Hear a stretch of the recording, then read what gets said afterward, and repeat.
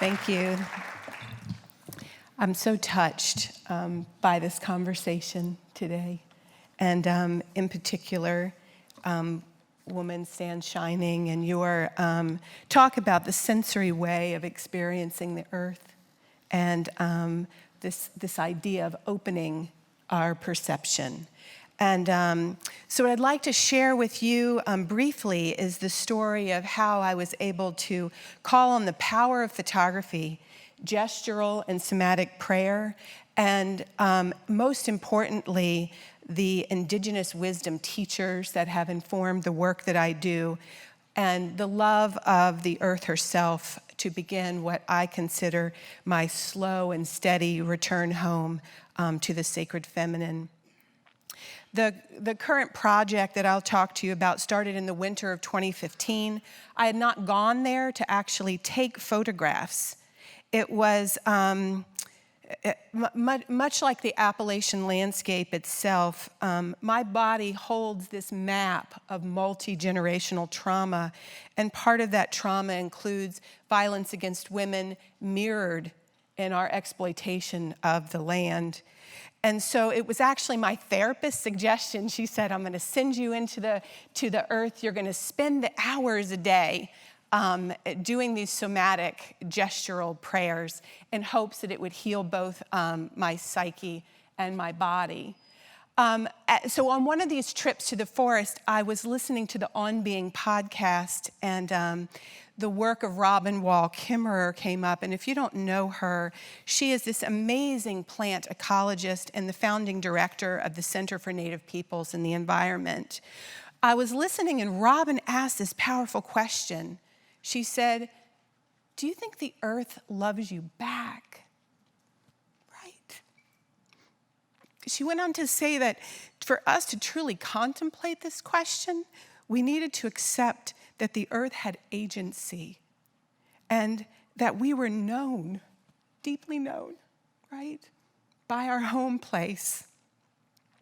And while considering the earth's love for me, it sort of turned everything upside down. And I realized as a photographer that I had walked through this doorway of reverence and wonder, but I hadn't walked through the doorway of reciprocity. So I started to wonder, what would a collaborative relationship with the earth look like if she were to join with me in making these photographs? And Robin went on to suggest that we quite literally needed to change our way of seeing. She suggested that we would see through different eyes. And I thought, what is it about her indigenous wisdom way of knowing that allows her to see into the love of the earth itself? And that question allowed me to enter the woods very differently that day. Instead of praying in the forest, I started to pray with the forest.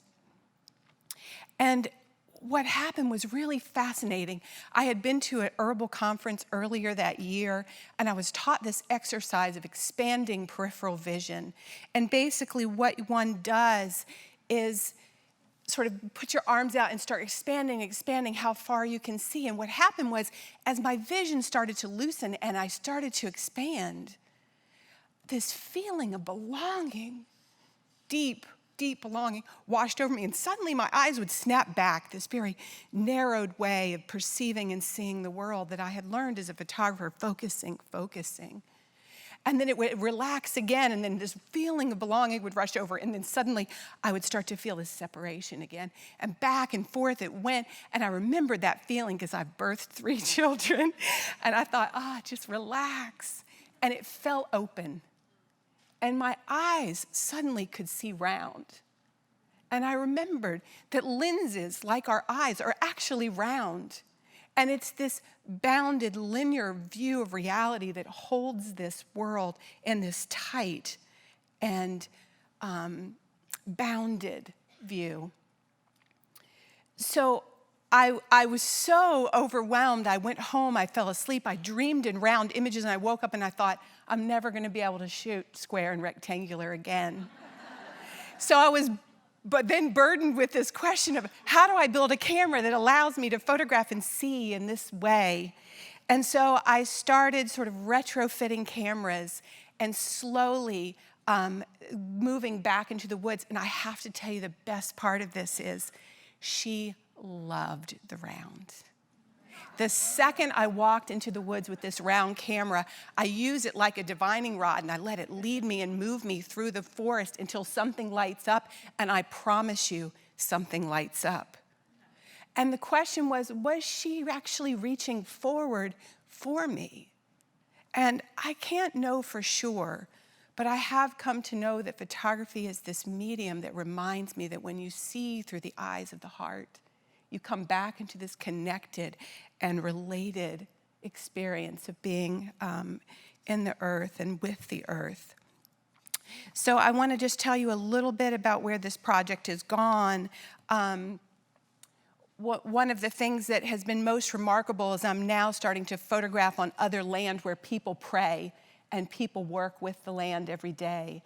And what I know is this took me a long time to get to this place, but when I enter land where prayer is already happening, where land trusts are being established, instantaneously when I take this camera out, I can immediately see the radiance and the love that the land reflects back to the people that are taking care. And so I'll just end in silence with a few of these images. And that was it. Thank you.